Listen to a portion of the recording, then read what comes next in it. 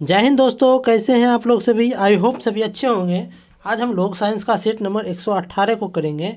उससे पहले जो भी चैनल को सब्सक्राइब नहीं किए हैं वो चैनल को सब्सक्राइब कर लें और आप बेल आइकन को भी दबा लें, ठीक। और ताकि आपको जो भी वीडियो हम डालें तो उसका नोटिफिकेशन सबसे पहले आप तक पहुँचे, ठीक। और इसका पीडीएफ हमारे टेलीग्राम चैनल नॉलेजफुल पीडीएफ पर अपलोड कर दिया गया है और टेलीग्राम चैनल का लिंक इस वीडियो के डिस्क्रिप्शन में दे दिया गया है। और जो भी पिछला वीडियो नहीं देखे हैं वो चैनल के प्लेलिस्ट में जाकर के पिछला वीडियो को देख ले, ठीक। आप लोग वीडियो में अंत तक ज़रूर बने रहिएगा, ठीक। और आप लोग वीडियो को लाइक भी कर लीजिएगा और कमेंट बॉक्स में अपना फीडबैक जरूर दीजिएगा, ठीक। चलिए आज के पहला प्रश्न को देखते हैं। पहला प्रश्न है कि ओम मीटर मात्रक है। देखिए ओम मीटर जो है ये किसका मात्रक होता है, तो ओम मीटर होता है ये प्रतिरोधकता का मात्रक होता है, ठीक। तो ये किस ऑप्शन दिया हुआ है, तो ये ऑप्शन नंबर सी में दिया हुआ है, ठीक। चलिए अगला प्रश्न है कि निम्नलिखित में से कौन सा सुमेलित नहीं है, ठीक। इसमें से कौन है जो कि सुमेलित नहीं है, ठीक। देखिए ए में दिया है आपको मैनोमीटर। मैनोमीटर जो है ये दाब को मापता है, ठीक है। बी में दिया है कि कार्बोरेटर। कार्बोरेटर क्या होता है कि आंतरिक दहन करता है, ठीक है। तो आंतरिक दहन कहाँ पर करता है, ये देखिए कार्बोरेटर क्या रहता है, जैसे मोटर गाड़ी हट रहता है तो उसके गाड़ी के इंजन में लगा रहता है ना अंदर में, उसी कार्बोरेटर कहते हैं, ठीक ना। ये अंदर में क्या करता है, दहन करते रहता है, ठीक। तो ये सही है। सी है कि कार्डियोग्राम, ठीक ना। कार्डियोग्राम जो हृदय गति को ज्ञात करता है, ये भी सही है। डी में दिया है आपको सिस्मोमीटर। देखिए सिस्मोमीटर यहाँ दिया आपको पृष्ठतल की वक्रता, ठीक ना, जो कि गलत दिया हुआ है, ठीक ना। सिस्मोमीटर जो होता है ये आपको क्या मापता है, तो ये आपको मापता है भूकंप तरंग की तीव्रता मापता है। किसका, तो ये भूकंप तरंग की तीव्रता को मापता है, ठीक। भूकंप तरंग की तीव्रता को मापता है सिस्मोमीटर, ठीक। तो इसका उत्तर क्या आ जाएगा, मतलब यही हमसे सुमेलित नहीं है, जैसे पूछा है तो इसका उत्तर ऑप्शन नंबर डी हो जाएगा, सिस्मोमीटर पृष्ठतल की वक्रता, ठीक। चलिए अगला प्रश्न है कि निम्नलिखित में से कौन सुमेलित नहीं है, ठीक ना। देखिए एम क्या है कि नॉट। नॉट जो है जहाज के चाल को मापता है, हाँ ठीक है, ये जहाज के चाल को नॉट के द्वारा मापा जाता है, ठीक। बी है नॉट्रिकल मील, ठीक। नॉट्रिकल मील जो है ये नौ संचालन में प्रयुक्त दूरी की इकाई को मापता है, हाँ ये भी सही है। सी में दिया हुआ है कि एंगस्ट्रम। एंगस्ट्रम क्या मापता है, तो ये देखिए प्रकाश के तरंगदैर्घ्य की इकाई, हाँ ठीक है, प्रकाश के जो तरंगदैर्घ्य होता है उसका यूनिट क्या है, आपको एंगस्ट्रम है, सही बात है। और डी में दिया है कि प्रकाश वर्ष। प्रकाश वर्ष जो है समय की मापन है, नहीं ये गलत है। प्रकाश वर्ष क्या है, तो एक प्रकार का ये दूरी का मापन होता है प्रकाश वर्ष, ठीक। तो यही गलत है, ठीक। तो इसका उत्तर क्या जाएगा, ऑप्शन नंबर डी हो जाएगा, ठीक है ना। देखिए निर्वात में जो है ना प्रकाश अगर एक साल में जितना दूरी तय करता है ना उसे ही एक प्रकाश वर्ष कहा जाता है, ठीक। चलिए अगला प्रश्न है कि ध्वनि की तीव्रता को मापने वाला यंत्र क्या, ठीक है। इसमें से कौन है जो कि ध्वनि की तीव्रता को मापता है, ठीक। देखिए ऑप्शन नंबर ए में दिया आपको क्रोनोमीटर। बी में दिया आपको एनीमोमीटर। देखिए एनीमोमीटर क्या मापता है, तो ये मापता है आपको वायु का वेग, ठीक ना, वायु कितना वेग से जा रहा है, तो ये एनीमोमीटर, तो ये नहीं हो गया। सी नंबर दिया आपको ऑडियो फोन। देखिए ऑडियो फोन क्या करता है कि जैसे कोई भी दोषपूर्ण ध्वनि है, ठीक ना, दोषपूर्ण ध्वनि के उसके श्रवण शक्ति को सुधार किया जाता है किसके द्वारा, तो ऑडियो फोन के द्वारा, ठीक। तो ये भी नहीं होगा, ठीक। डी में दिया आपको ऑडियोमीटर, ठीक। हाँ ऑडियोमीटर क्या करता है, ये ध्वनि की तीव्रता को ही मापता है, ठीक। तो इसका उत्तर क्या जाएगा, ऑप्शन नंबर डी हो जाएगा, ठीक। चलिए अगला प्रश्न है कि निम्नलिखित में से कौन एक वायुमंडल में ओजोन परत की मोटाई को मापने वाला इकाई है, ठीक है। वायुमंडल में जो ओजोन परत होता है उसकी मोटाई को मापने का इकाई क्या है, तो ये आपको डॉप्सन है, ठीक। तो इसका उत्तर क्या जाएगा, ऑप्शन नंबर बी हो जाएगा, डॉप्सन, ठीक। अब देखिए एक डॉप्सन यूनिट बराबर जो होता है ये होता है आपको 2.69 गुना 10 के पावर 20 ओजोन अणु, ठीक। ओजोन अणु, ठीक। चलिए अगला प्रश्न है कि निम्नलिखित में से कौन सा एक सदिश राशि यानी कि वेक्टर राशि, ठीक है। यानी कि सदिश राशि मतलब क्या हुआ कि उसमें जो ना आपको परिणाम भी है और दिशा भी है, ठीक ना। तो वो हो गया जाएगा सदिश राशि, ठीक। और जिसमें परिणाम और दिशा नहीं होगा तो वो क्या हो जाएगा, अदिश राशि है, ठीक ना। ये हमसे पूछा क्या है कि निम्नलिखित में से कौन सा जो है सदिश नहीं है, ठीक। यानी कि सदिश नहीं है, ठीक। यानी कि इसका मतलब क्या हुआ कि कौन अदिश है, ठीक। देखिए एम जो है विस्थापन, हाँ देखिए विस्थापन में क्या होता है कि दिशा और परिणाम दोनों होता है, ठीक। तो ये सदिश हो गया, ठीक। बी है वेग। वेग में भी होता है, ये भी सदिश हो गया। बल भी देखिए दिशा और परिणाम दोनों होता है बल, ठीक। तो ये भी सही है, मतलब क्या ये भी सदिश है, ठीक नहीं। हमसे पूछा है कि सदिश नहीं है तो देखिए ऑप्शन नंबर डी में दिया आपको आयतन, तो यही आपको क्या है कि एक अदिश राशि है, ठीक नहीं। तो इसका उत्तर ऑप्शन नंबर डी हो जाएगा, ठीक। चलिए अगला प्रश्न है कि हर्ज में क्या मापा, देखिए हर्ज जो है ये किसका मात्रक है, तो ये आवृत्ति का मात्रक है हर्ज, ठीक। तो इसका उत्तर ऑप्शन नंबर ए हो जाएगा, ठीक नहीं, जिसे जो है आपको एच जेड से द्वारा डिनोट किया जाता है, ठीक। चलिए अगला प्रश्न है कि प्रकृति में ज्ञात बलों के 4 वर्गों में विभाजित किया जाए, ठीक है। प्रकृति में जितना भी बल ज्ञात है उस सभी बल को जो है 4 वर्ग में व्यक्त किया गया, ठीक। देखिए चार चार कौन कौन है, देखिए गुरुत्व है, विद्युत चुंबकत्व है, दुर्बल नाभिकीय बल और प्रबल नाभिकीय बल है, ठीक ना। और इसके संदर्भ में निम्नलिखित कथनों में से कौन सा सही नहीं है, ठीक ना। इसके संदर्भ में कुछ कुछ कथन नीति दिया हुआ है, उसमें से कौन कह रहा है कि सही नहीं, मतलब कि कौन गलत है, ठीक। देखिए एम दिया है कि गुरुत्व, गुरुत्व जो है चारों में से सबसे प्रबल बल है, नहीं ये गलत दिया हुआ है, ठीक ना। गुरुत्व जो होता है ये सबसे जो है ना आपको क्षीण बल है, मतलब कि सबसे कमजोर बल जो है ना गुरुत्व बल ही होता है, ठीक ना। लेकिन प्रबल यहाँ बोला है, तो देखिए सबसे प्रबल बल कौन होता है, यहाँ प्रबल बोला है, तो प्रबल बल कौन है सबसे ज़्यादा, तो प्रबल बल सबसे ज़्यादा कौन है, तो नाभिकीय बल है। नाभिकीय बल क्या है, सबसे प्रबल है, ठीक। अब देखिए बी में दिया हुआ है कि विद्युत चुंबकत्व सिर्फ विद्युत आवेश वाले कणों पर क्रिया करती है, ठीक है। कि विद्युत चुंबकत्व जो है जिस विद्युत आवेश वाले कण पर ही क्रिया करती है, जिसमें जो है ना विद्युत धारा प्रवेश करेगा तभी तो वहाँ पर आवेश उत्पन्न होगा, ठीक। तो वहीं पर विद्युत चुंबकत्व काम करेगा, ठीक। तो ये सही दिया हुआ है, ठीक है। सी में दिया है कि दुर्बल नाभिकीय बल जो है विघटन नाभिकता का कारण है, मतलब क्या हुआ कि ये विघटन नाभिकता का कारण है, ठीक है ना। जो दुर्बल नाभिकीय बल है वो किसका कारण है, तो विघटन नाभिकता कारण है, ये भी सही है। डी में दिया है कि प्रबल नाभिकीय बल परमाणु के केंद्रक में प्रोटॉन और न्यूट्रॉन को धारित रखता है, ठीक है, ये भी सही है, ठीक ना। यहाँ हमसे गलत के बारे में पूछा है तो गलत ऑप्शन नंबर ए हो जाएगा, ठीक। चलिए अगला प्रश्न है कि नैनो द्रव्यों का सर्वाधिक महत्वपूर्ण गुण क्या होता है, ठीक है। तो नैनो द्रव्य जितना भी होता है उसका सबसे महत्वपूर्ण गुण क्या होता है, कि उसका महत्वपूर्ण गुण घर्षण होता है, ठीक। तो ये किस ऑप्शन में दिया है, तो ये ऑप्शन नंबर बी में दिया हुआ है घर्षण, ठीक। चलिए अगला प्रश्न है कि तेल जल के सतह पर फैल जाता है क्यों। देखिए तेल जो है ये जल की सतह पर किस कारण से फैल जाता है, ठीक ना। जैसे देखिए जल का सतह है, जल है कहीं पर, यहाँ पर जल है, ठीक। तो इस पर जो है ना आप अगर तेल फेंक दीजिएगा तो ये तेल जो है पूरे सतह पर फैल जाता है, ठीक ना। तो इसका मुख्य रीजन क्या है कि जो ये जो है ना पृष्ठ तनाव के कारण फैलता है, ठीक। देखिए तेल का जो पृष्ठ तनाव होता है वो पानी से कम होता है, इसी कारण से वो फैल जाता है, ठीक। देखिए अब ऑप्शन को देखते हैं। ऑप्शन ए में कहा है कि तेल जल की अपेक्षा अधिक घना होता है, नहीं ये कारण तो नहीं है। बी में कहा है कि तेल जल की अपेक्षा कम घना होता है, तो घना वाली बातें नहीं, यहाँ क्या हो जाएगा पृष्ठ तनाव वाली बात का है, ठीक ना। सी में कहा है कि तेल का तल तनाव यानी कि पृष्ठ तनाव पानी से अधिक होता है, नहीं ये गलत है। यानी क्या हुआ कि जो तेल का पृष्ठ तनाव होता है ना वो क्या होता है पानी से कम होता है, इसी कारण क्या होता है वो फैल जाता है, ठीक। तो इसका उत्तर क्या हो जाएगा, ऑप्शन नंबर डी हो जाएगा, तेल का तल तनाव पानी से क्या होता है कम होता है, ठीक। चलिए अगला प्रश्न है कि मथने के पश्चात जो है क्रीम का दूध से पृथक हो जाने का क्या कारण, ठीक है ना। जब दूध को मथा जाता है पूरी अच्छी तरह से तो उसमें क्या हो जाता है कि क्रीम से जो है ना, मतलब दूध से जो है ना क्रीम अलग हो जाता है। तो ऐसा क्यों होता है, तो ये आपको अपकेंद्रीय बल के कारण होता है, ठीक। जो कि किस ऑप्शन में दिया हुआ है, तो ये ऑप्शन नंबर सी में दिया हुआ है, ठीक। तो इसका उत्तर ऑप्शन नंबर सी हो जाएगा, ठीक। चलिए अगला प्रश्न है कि यूरिया का नाइट्रोजन का प्रतिशत कितना होता है, देखिए यूरिया में कितना नाइट्रोजन प्रतिशत, सबसे पहले देखिए कि जितना भी नाइट्रोजनी उर्वरक है उस सब में नाइट्रोजन का प्रतिशत देख लेते हैं।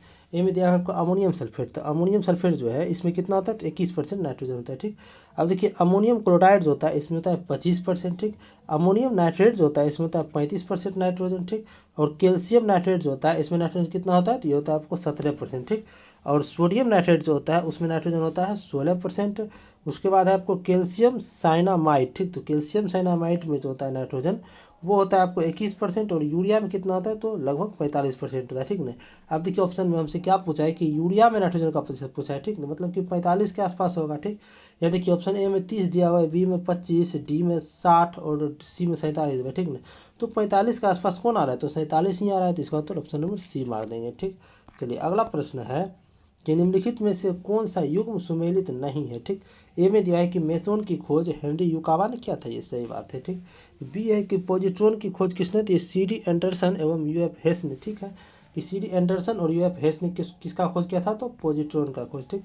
सी में दिया है कि सूर्य एवं तारों में ऊर्जा का खोज किसने किया था, तो सूर्य एवं तारों में ऊर्जा का स्रोत का खोज किसने किया था, तो ये आपको एच ए बेथ ने ही किया था, ठीक। तो ये सही दिया हुआ है, ठीक। अब देखिए डी में दिया है कि पारा यूरेनियम तत्वों का संश्लेषण इंडिगो फर्मी दिया था, नहीं ये गलत दिया हुआ है, ठीक ना। जितना पारा यूरेनियम तत्व जो होता है इसका संश्लेषण का किसने दिया था, इनका श्रेय जाता है आपको जी.टी. सीबोर्ग को, ठीक। जी.टी. सीबोर्ग को जाता है इसका श्रेय, ठीक। अब देखिए जो पारा यूरेनियम तत्व होता है ये क्या होता है, ये जो है ना आपको इसका परमाणु क्रमांक जो होता है ना ये यूरेनियम से अधिक होता है, ठीक। यूरेनियम से अधिक होता है इसका पारा यूरेनियम का क्रमांक, ठीक। तो इसका उत्तर ऑप्शन नंबर डी हो जाएगा, ठीक। यही सुमेलित नहीं है, ठीक। चलिए अगला प्रश्न है कि निम्नलिखित में से कौन सा सुमेलित है, इसमें से कौन है जो कि सुमेलित है, ठीक। ऑप्शन नंबर ए में दिया है कि सिल्वर आयोडाइड, देखिए सिल्वर आयोडाइड जो है इसका यूज कहाँ, हर्न सिल्वर में होता है, नहीं ये गलत दिया हुआ है। सिल्वर आयोडाइड का यूज कहाँ होता है, ये होता है आपको कृत्रिम वर्षा में, ठीक। यानी कि कृत्रिम वर्षा जब कराना होगा तो उसमें इसका प्रयोग किया जाता है सिल्वर आयोडाइड का, ठीक। बी में दिया है कि सिल्वर क्लोराइड, ठीक। देखिए सिल्वर क्लोराइड जो होता है इसे ही हॉर्न सिल्वर कहते हैं, ठीक ना, तो ये यहाँ चल जाएगा, ठीक ना। अब देखिए सी में दिया है कि जिंक फॉस्फाइड, ठीक। तो जिंक फॉस्फाइड जो होता है ये चूहे के विष में प्रयोग होता है, मतलब हमसे यहाँ सुमेलित थीम पूछा है तो जिंक फॉस्फाइड का चूहे के युग में प्रयोग होता ही है, ठीक ना, तो ये सही हो जाएगा, ठीक। इसका उत्तर ऑप्शन नंबर सी ही हो जाएगा, ठीक है ना। देखिए डी में दिया हुआ है कि जिंक सल्फाइड, ठीक, और इसके साथ दिया हुआ है आपको फ्लॉस्फर ऊल, ठीक ना। तो ये जिंक सल्फाइड जो है ये फ्लॉस्फर ऊल नहीं है, ठीक ना। फ्लॉस्फर ऊल किसे कहा जाता है, तो ये आपको कहा जाता है जिंक ऑक्साइड को, ठीक। किसको, तो ये सल्फाइड जो है क्या हो जाएगा, ऑक्साइड हो जाएगा, ठीक, तब ये सही हो जाएगा, ठीक। लेकिन ये हमसे सुमेलित ही पूछा है तो सुमेलित ये सी नंबर होगा, ठीक। चलिए अगला प्रश्न है कि मच्छर भगाने वाली दवाओं में सक्रिय रसायन कौन सा होता है, ठीक। देखिए मच्छर भगाने वाली दवा जो होता है उसमें जो है ना आपको एलिथ्रीन का प्रयोग किया जाता है, ठीक है, तो जो इसी कारण जो है मच्छर भागता है, ठीक। तो इसका उत्तर क्या हो जाएगा, ऑप्शन नंबर ए हो जाएगा एलिथ्रीन, ठीक। ये एलिथ्रीन जो होता है ये आपको कैसा है, तो ये आपको संश्लेषित पाराथायराइड है, ठीक। चलिए अगला प्रश्न है कि रासायनिक दृष्टि से जो सिंदूर होता है ये क्या होता है। देखिए रासायनिक दृष्टि से जो सिंदूर होता है देखिए उसका फॉर्मूला होता है आपको HGS, ठीक। तो HGS क्या है, तो Hg हो गया मरकरी एस सल्फाइड, ठीक। यानी क्या हुआ है, तो ये मर्क्यूरिक सल्फाइड है, ठीक। तो किस ऑप्शन में दिया हुआ है, तो ये ऑप्शन नंबर सी में दिया हुआ है, ठीक। तो इसका उत्तर ऑप्शन नंबर सी हो जाएगा मर्क्यूरिक सल्फाइड, ठीक। देखिए अगला प्रश्न है कि सूर्य का प्रकाश पृथ्वी पर पहुंचता है, ठीक। देखिए सूर्य का जो प्रकाश होता है वो पृथ्वी पर पहुंचता है तो ये लगभग 8 मिनट 20 सेकेंड में पहुंचता है, ठीक है। तो इसका उत्तर देखिए किस में दिया हुआ है, देखिए 8 मिनट दिया हुआ है ऑप्शन नंबर सी में, तो इसका उत्तर ऑप्शन नंबर सी हो जाएगा 8 मिनट, ठीक ना। अगर सेकेंड में पूछेगा तो ये 499 सेकेंड में ये पहुंचती है पृथ्वी तक, ठीक। चलिए अगला प्रश्न है कि सबसे ज़्यादा सहनता किस में होती है। देखिए इस ऑप्शन के अनुसार जो है सबसे ज़्यादा सहनता शहद का है, ठीक। तो इसका उत्तर ऑप्शन नंबर डी है, ठीक। देखिए अब शहद के बाद किसका सहनता है, तो खून का है, ठीक। और खून के बाद इस ऑप्शन के अनुसार जल का है, और उस सबसे कम इस ऑप्शन के अनुसार वायु का सहनता है, ठीक। तो इसका उत्तर ऑप्शन नंबर डी हो जाएगा शहद, ठीक। चलिए अगला प्रश्न है कि कार्बन डेटिंग का प्रयोग किसकी उम्र निर्धारित करने के लिए। देखिए कार्बन डेटिंग जो होता है उसका प्रयोग किया जाता है आपको जीवाश्मों की आयु ज्ञात करने के लिए, ठीक। देखिए किस ऑप्शन दिया, देखिए ऑप्शन में वृक्ष दिया हुआ है, बी में पृथ्वी दिया हुआ है, सी में फॉसिल्स, डी में चट्टान, ठीक ना। देखिए फॉसिल्स, फॉसिल्स क्या है, तो इसे ही जो है ना जीवाश्म का इंग्लिश में कहा जाता है फॉसिल्स, ठीक। फॉसिल्स क्या है, जीवाश्म है, ठीक। तो इसका उत्तर क्या हो जाएगा, ऑप्शन नंबर सी हो जाएगा फॉसिल्स, ठीक ना। अब देखिए कार्बन डेटिंग में कौन सा कार्बन का प्रयोग होता है, तो ये कार्बन 14 का प्रयोग होता है, ठीक। चलिए अगला प्रश्न है कि शुष्क धुलाई में किसका प्रयोग होता है, ठीक ना। शुष्क धुलाई मतलब क्या हुआ कि ड्राई क्लीनिंग में, ठीक ना। तो ड्राई क्लीनिंग में किसका प्रयोग होता है, ठीक। देखिए इसमें जो है आपको पेट्रोल हो गया, बेंजीन और एल्कोहल ये तीनों का प्रयोग होता है, ठीक ना। तो ड्राई क्लीनर्स में ये तीनों का प्रयोग होता है, ठीक। तो इसका उत्तर क्या हो जाएगा, ऑप्शन नंबर डी हो जाएगा उपयुक्त सभी, ठीक। चलिए अगला प्रश्न है कि निम्न में से कौन सी व्याधि अनुवांशिक है, यानी इसमें से कौन सा व्याधि यानी कि बीमारी है जो कि अनुवांशिकी है, ठीक है। अनुवांशिकी मतलब क्या हुआ कि ये पीढ़ी दर पीढ़ी जो है ना ये बीमारी बढ़ते रहता है, ठीक है ना, उसे ही अनुवांशिकी कहते हैं, ठीक। तो इसका देखिए ऑप्शन नंबर एम दिया हीमोफीलिया, यही तो अनुवांशिकी बीमारी, ठीक। तो इसका उत्तर ऑप्शन नंबर ए हो जाएगा हीमोफीलिया, ठीक ना। देखिए इसका वहन कौन करता है, जो अनुवांशिक बीमारी जितना होता है उसका वहन कौन करेगा, तो इसका रोग का वहन स्त्री करती है, ठीक ना, स्त्री करती है, ठीक। और देखिए ये हीमोफीलिया रोग है ये सबसे पहले किसको हुआ था, ये सबसे पहले हुआ था महारानी विक्टोरिया को, ठीक। महारानी विक्टोरिया, विक्टोरिया को जो हुआ था ये बीमारी, इसी कारण से इस बीमारी का नाम पड़ गया रॉयल हीमोफीलिया, ठीक ना, रॉयल हीमोफीलिया, हीमोफीलिया या इसे शाही रोग भी कहा जाता है, ठीक। चलिए अगला प्रश्न है कि बैरोमीटर का पठन जो है अचानक गिरावट हो जाने से निम्नलिखित में से कौन सी एक मौसम दशा इंगित करती है, ठीक। बैरोमीटर जो है एकाएक गिर गया, ठीक ना, तो एकाएक गिरा तो तूफानी मौसम होगा, ठीक। तो इसका उत्तर ऑप्शन नंबर ए हो जाएगा तूफानी मौसम, ठीक। चलिए अगला प्रश्न है कि नीचे दिए गए 4 छिद्रों वाले एक फव्वारे के चित्र पर ध्यान दीजिए। देखिए 4 ये फव्वारा है, ठीक ना। इसमें देखिए क्या है कि इसमें देखिए 4 गो छिद्र है, 1 नंबर 2 नंबर 3 नंबर 4 नंबर तक छिद्र, ठीक ना। और इसमें जो है लगभग पानी का स्तर जो है ना यहाँ तक फैला हुआ है, ठीक ना। देखिए क्या कहा है कि फव्वारे में कौन सा छिद्र से पानी अधिकतम दूरी तक फेंका जाएगा, ठीक ना। मतलब पानी का स्तर लगभग यहाँ तक है, तो इस समय से कौन में है जो जिसमें कि पानी जो है ना, जैसे कि ये यहाँ पर जा रहा है, ये यहाँ पर जा रहा है, इस चारों से पानी निकल रहा है, ठीक ना।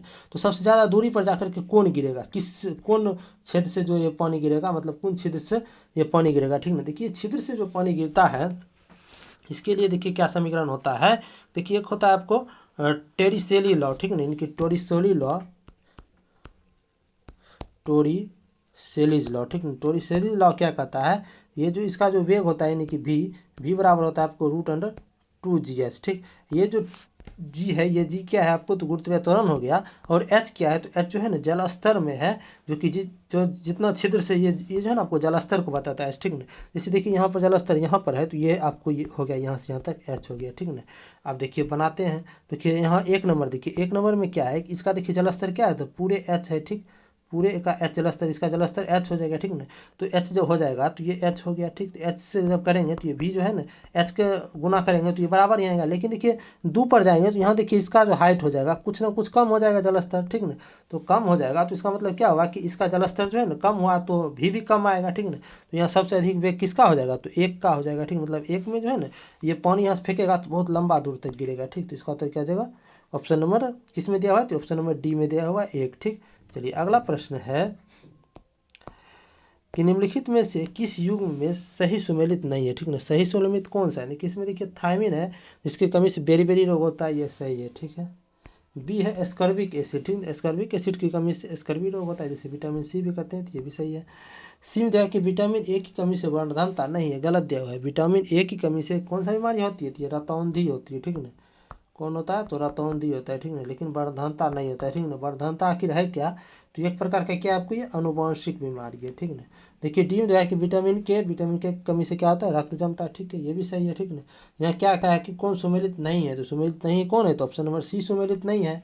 विटामिन ए का वर्धनता है, ठीक है, लेकिन विटामिन ए क्या होता है, तो रतौंधी होता है विटामिन ए की कमी से, ठीक। चलिए अगला प्रश्न है कि पूर्ण आंतरिक परावर्तन होता है जब प्रकाश जाता है किस चीज़ से। देखिए पूर्ण आंतरिक परावर्तन का देखिए क्या होता है कि जिसकी कोई भी प्रकाश जो है ना आपको सघन माध्यम से विरल माध्यम में जाएगी तभी होगी पूर्ण आंतरिक परावर्तन, ठीक है। जिसकी कि सघन माध्यम है, ये नीचे सघन माध्यम है, ठीक ना।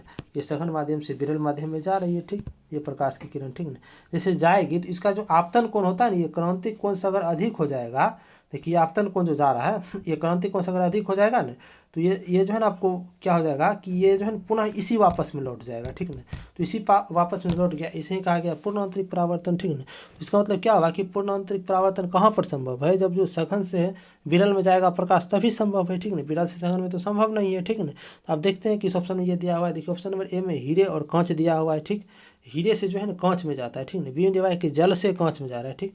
सी में दिया हुआ है कि वायु से जल में जा रहा है, ठीक। डी में दिया हुआ है कि वायु से कांच में जा रहा है, ठीक ना। देखिए क्या होना चाहिए इसमें कि सघन से विरल में जाना चाहिए, ठीक है। देखिए ऑप्शन नंबर ए में दिया हुआ है हीरा से कांच में जा रहा है, तो हीरा से कांच में जा रहा है, इसका मतलब क्या हुआ कि हीरा यहाँ सबसे ज़्यादा सघन है कांच का अपेक्षा, कि सघन से यहाँ विरल में जा रहा है, ठीक है ना। देखिए और सब के ऑप्शन को देख लेते हैं, जल से कांच में जा रहा है, ठीक है ना। तो ये जल देखिए यहाँ पर इसका अपेक्षा क्या हुआ कि जल जो है कांच का अपेक्षा क्या है, तो विरल है, यहाँ विरल से सघन में जा रहा है, तो ये यहाँ पूर्ण आंतरिक परावर्तन बनेगा ही नहीं, ठीक। सी में दिया है कि वायु से जल में जा रहा है, ठीक नहीं, वायु से जल में जा रहा है, तो वायु यहाँ पर विरल है और जल क्या है, सघन है, ठीक। तो ये भी नहीं होगा, ठीक। डी में दिया है कि वायु से कांच में जा रहा है, तो वायु यहाँ पर विरल हो जाएगा और कांच इसकी अपेक्षा क्या हो जाएगा, सघन हो जाएगा, ठीक ना। यहाँ विरल से सघन में जा रहा है तो ये भी नहीं होगा, ठीक ना। लेकिन कि यानी कि पूर्ण आंतरिक परावर्तन किसके द्वारा होता है, तो सघन से विरल में जाने पर, ठीक। तो इसका उत्तर ऑप्शन नंबर ए हो जाएगा, हीरे से कांच में जाने पर, ठीक। चलिए आज का अंतिम प्रश्न था, अगर आपको वीडियो अच्छा लगा हो तो आप वीडियो को ज़्यादा से ज़्यादा शेयर कर दें और इसका पीडीएफ हमारे टेलीग्राम चैनल नॉलेजेबल पीडीएफ पर अपलोड कर दिया गया है और टेलीग्राम चैनल का लिंक इस वीडियो के डिस्क्रिप्शन में दे दिया गया है। और जो भी पिछला वीडियो नहीं देखे हैं वो चैनल के प्लेलिस्ट में जाकर के पिछला वीडियो को देख ले, ठीक। चलिए वीडियो में अंत तक बने रहने का धन्यवाद, मिलते हैं अगले वीडियो में।